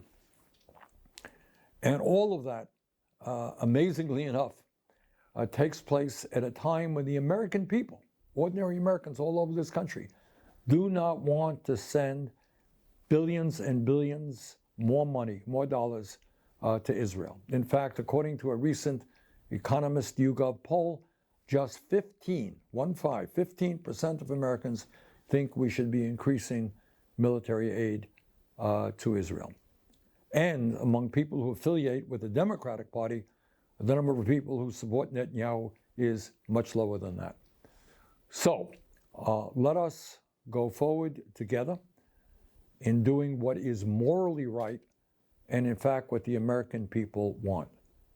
And that is no more military aid to the Netanyahu government to continue their barbaric war against the Palestinian people. Thank you all very much. Ball guy. Everyone in the White House today is walking on eggshells, wondering if President Trump is going to pop off and fire National Security Advisor Mike Waltz. Why? For creating a Signal group text that included what looked like pretty sensitive war plans, then adding a reporter to the thread. Here are 4 dynamics to watch as this scandal sucks up all the oxygen in Washington. Number 1, everyone is pissed. A top Trump ally told me last night, quote, everyone in the White House can agree on one thing. Mike Waltz is a idiot. But ultimately, it's going to be up to President Trump, and I'm told that he's going to make this decision based on the TV coverage of this embarrassing scandal. This morning, the president said he's sticking with Waltz and that he has confidence in him, but I am told that that could actually change on a dime. Number 2, MAGA versus the Hawks. Waltz is already viewed with suspicion by a lot of people in the administration who are more isolationist America First type people. Some see this as the perfect excuse to sideline him, but more traditional hawkish Republicans, including a lot of them on the Hill, they see Waltz as an ally and they're actually starting to circle the wagons to protect him. Here's the thing, even if Waltz survives, I'm told that he's already lost the trust of a lot of his colleagues who are going to frankly wonder if he frequently leaks to reporters. Number 3, amateur hour. Let's make one thing clear. Waltz is not the only person under the gun here. There were 18 people on this Signal chain. How did nobody think to say, hey guys, maybe we should take this offline? And finally, remember Lock Her Up? You gotta just love the rich irony of the current dynamics. Republicans tormented Hillary Clinton over her private email server scandal for years. Now they're rushing to defend the administration right now. Democrats, of course, on the other hand, they're pouncing on this controversy after they defended Clinton. Guys, only in Washington. Guard for U.S. national security, according to documents reviewed by the Washington Post, as well as interviews with 3 U.S. officials. White House National Security Advisor Mike Waltz has done it again. He and members of the National Security Council have, quote, conducted government business over personal Gmail accounts, end quote. Washington Post reporting this, quote, a senior Waltz aide used the commercial email service for highly technical conversations with colleagues at other government agencies, including sensitive military positions and powerful weapon systems relating to an ongoing conflict. That is according to emails that were reviewed by the Washington Post. Waltz has had less sensitive but potentially exploitable information sent to his Gmail, such as his schedule and other work documents. The Trump administration is pushing back against the Washington Post report, and a spokesperson for the National Security Council saying that he has not seen Mike Waltz use his Gmail that way, adding, quote, Waltz didn't and wouldn't send classified information on an open account. That is not what the Washington Post reports. It's not the question or even the point.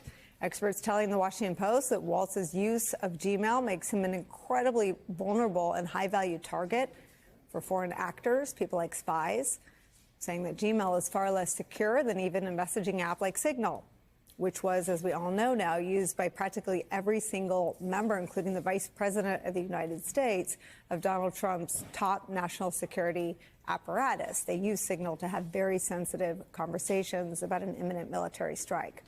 Wall Street Journal also reported over the weekend that Mike Waltz had multiple other Signal chat groups going, not just about the Houthis, but about Russia and other topics. This breaking news on the use of Gmail to discuss government business by national security officials in the Trump administration is where we start today with some of our favorite reporters and friends. Former acting assistant attorney general for national security at the Justice Department, now an MSNBC legal analyst, Mary McCord is here. With me at the table, New York Times investigative reporter and MSNBC national security contributor Mike Schmidt is here. Also joining us, MSNBC legal analyst and former SDNY criminal division deputy chief Christy Greenberg is here. Mary McCord, your first thoughts.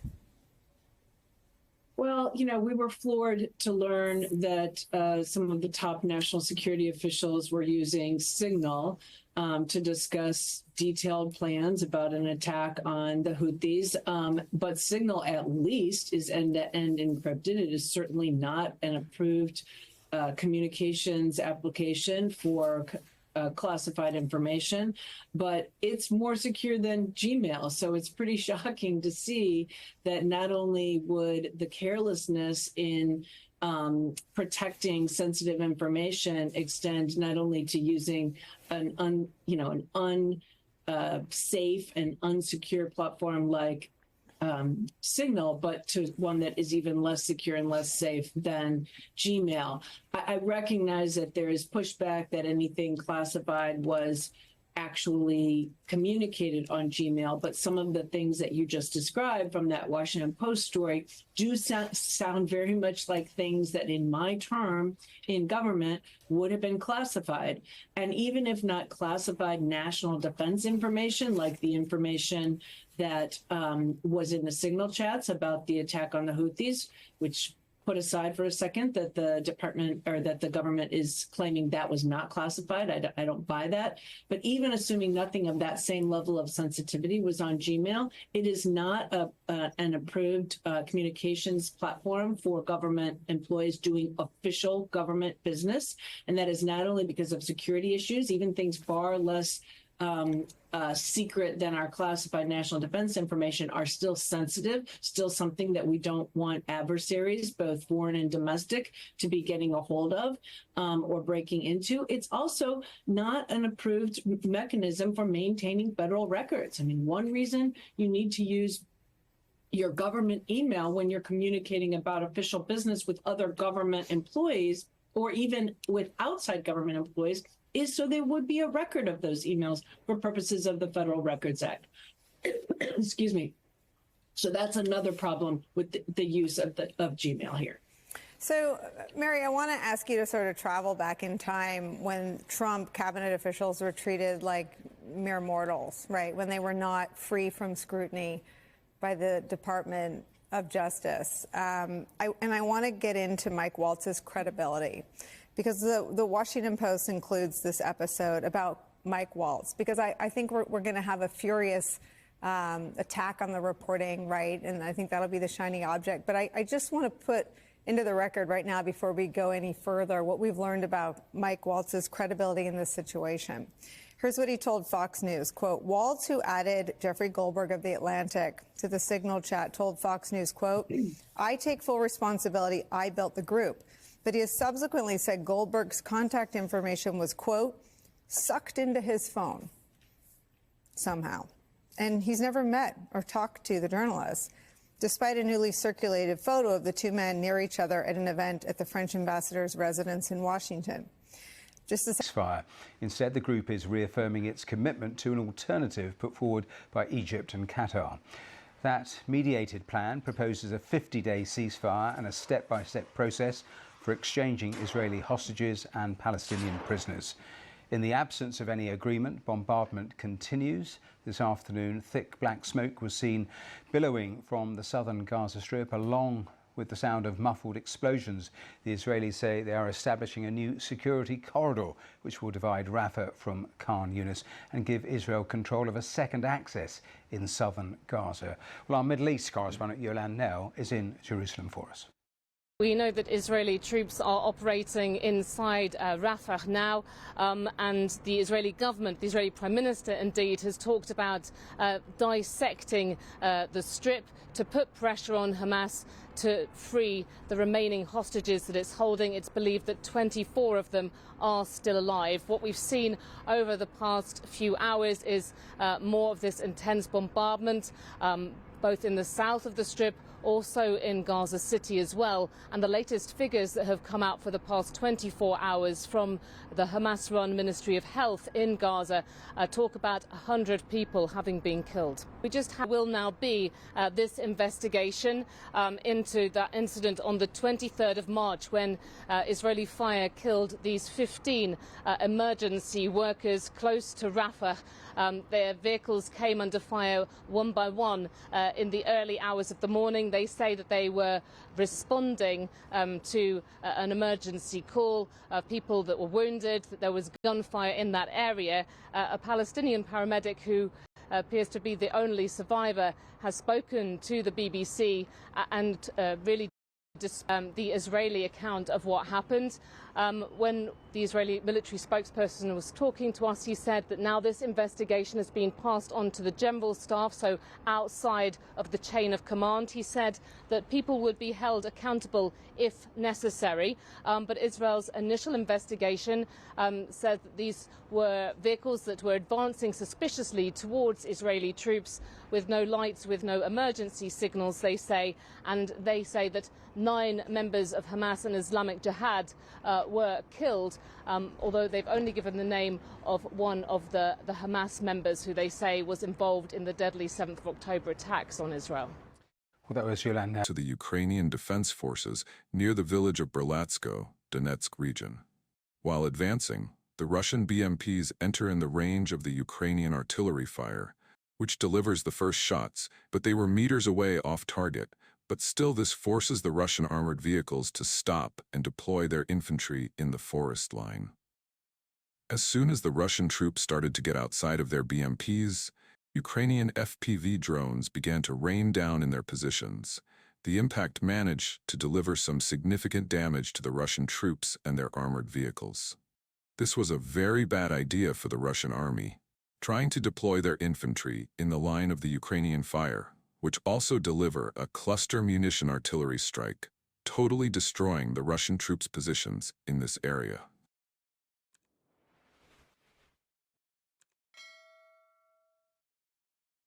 Ukrainian drones destroy Russian boats and tore M2 air defense in Crimea.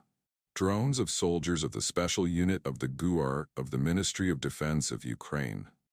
Primar skillfully dodge enemy anti-aircraft missiles and hit landing boats, 025 Nanon, BK-16, and Raptor.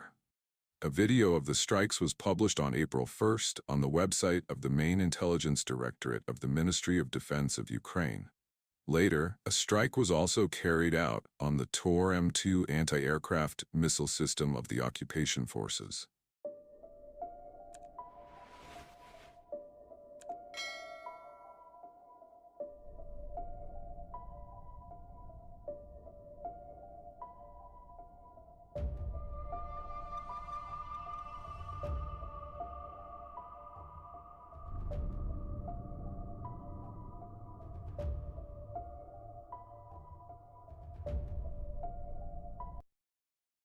Watch to the end for a discount code to Restream's upload and stream. Well, it depends. You know, I said it's reciprocal. Not everybody has made a fortune, but almost everybody has, but not everybody. And the ones that haven't, we're going to be very nice to them. And on a separate issue... Because that word reciprocal is very important. What they do to us, we do to them. Okay, Can I just ask you briefly on President Putin? You said over the weekend, or indicated over the weekend, some frustration with him. How serious are you about imposing oil sanctions on Russian I want to oil? see him make a deal so that we stop Russian soldiers and Ukrainian soldiers and other people from being killed. But mostly it's Russian and Ukrainian soldiers. They're losing at least 2,500 human beings, beautiful human beings, a week. And I wanted to stop. And some people would say, why do you worry about Russian soldiers or Ukrainian soldiers? I worry because it's like, they're just like you people. They're like us. They're like all of us.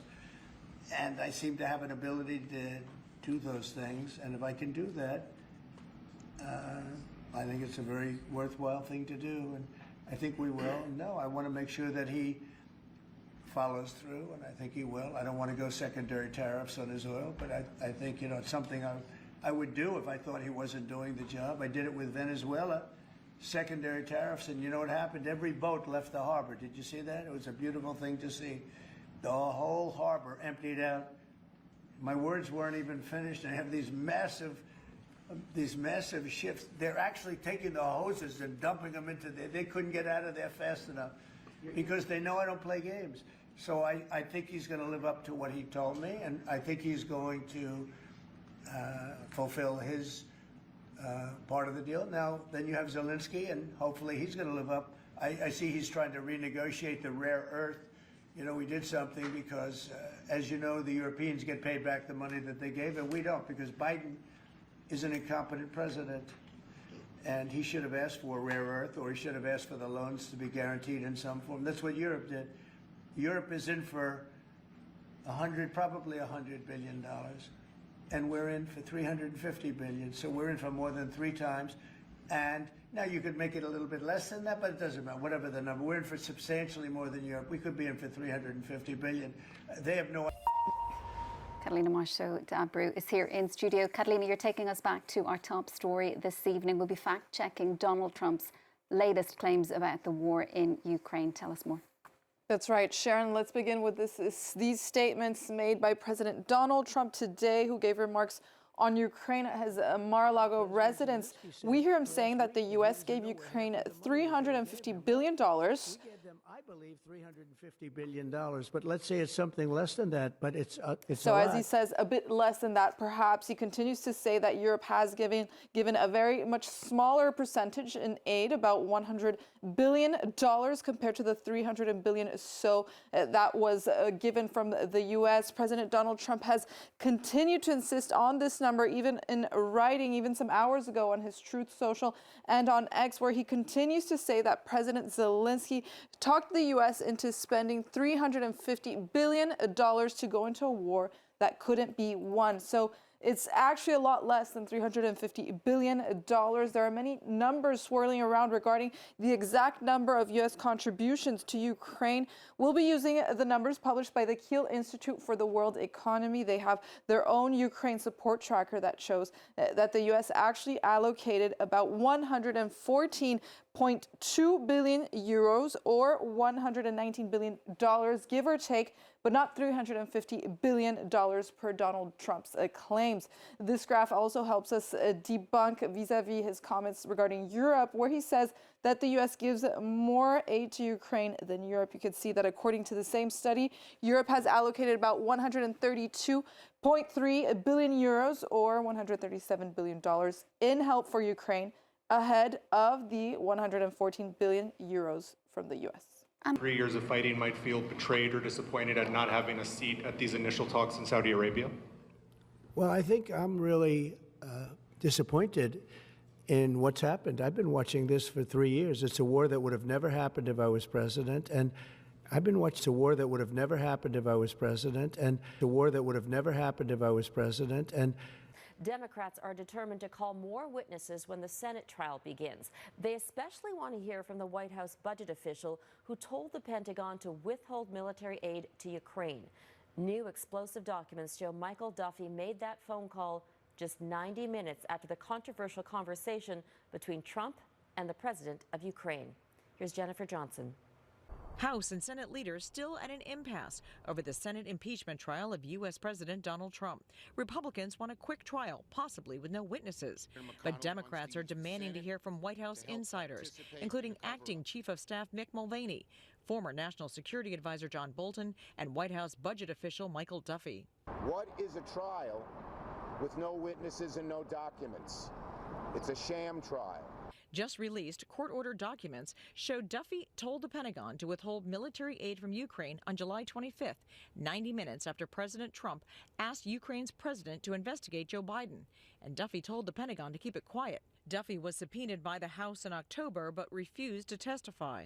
House Speaker Nancy Pelosi is still withholding the articles of impeachment from the Senate until she's assured there will be a trial, prompting the president to lash out. Crazy Nancy, she's crazy. No. So now she says, you know, she has no case. She has no case. So let's not submit it. That's good, right? Republican senators say Pelosi is holding back the articles because the case against the president is weak. The case is pretty thin that the House is sending over us, if they ever send it over to us. Pretty thin gruel from my standpoint. Democrats hitting back. If he really believes it's thin because the President of the United States ordered his top people who were in the room, who have firsthand knowledge, not to testify. He ordered documents not to be turned over. Senate Democrats are still demanding those witnesses and documents, but the Republicans hold the majority in the Senate, and they are in charge now, so that's unlikely to happen. As for those new Pentagon documents, White House officials say there is nothing new in them, as they predict a quick Senate trial and the president's acquittal. Robin? Jennifer Johnson. Invasion of Ukraine. All those people are dead. Putin's heinous attack on a proud and sovereign nation shocks the conscience of every person of goodwill. But it would have never happened in Ukraine. It would have never happened, 100% certain. In fact, it would have never happened in Ukraine. It would have never happened, 100% certain. In what's happened, I've been watching this for 3 years. It's a war that would have never happened if I was president. And to force a foreign leader to aid his reelection. In turn, the president says he'll release the record of a critical phone call.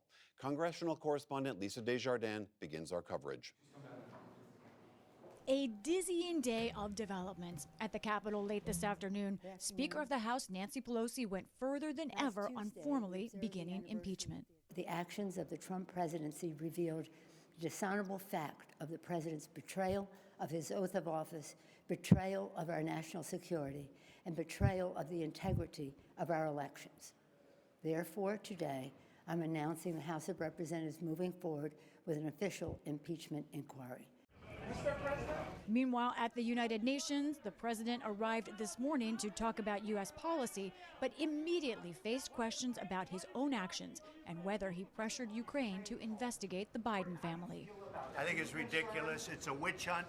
He seemed to confirm and defend the fact that he withheld hundreds of millions of dollars in aid for Ukraine recently. My complaint has always been, and I'd withhold again, and I'll continue to withhold until such time as Europe and other nations contribute to Ukraine, because they're not doing it. The Washington Post and others reported the president froze nearly $400 million in aid for Ukraine this summer, 1 week before a phone call with newly elected Ukrainian President Volodymyr Zelensky.